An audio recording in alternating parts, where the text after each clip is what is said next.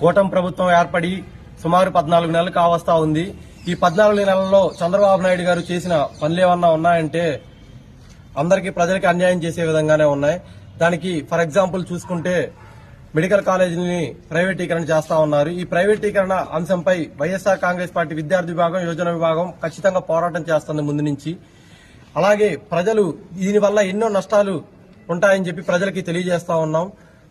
దేనికంటే ఈ ప్రజలు విద్యకి అలాగే వైద్యానికి చాలా దూరం అవుతారు.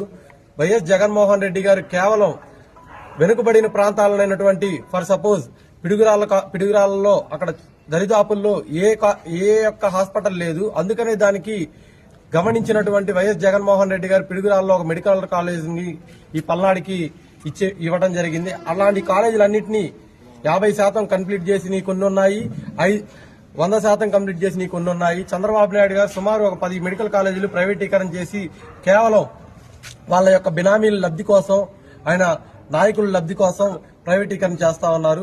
చంద్రబాబు నాయుడు గారు మేము మిమ్మల్ని ఒకటే హెచ్చరిస్తా ఉన్నాం, ఈ ప్రైవేటీకరణ గనక జరిగితే ఎంతో మంది పేదలు నష్టపోతారు.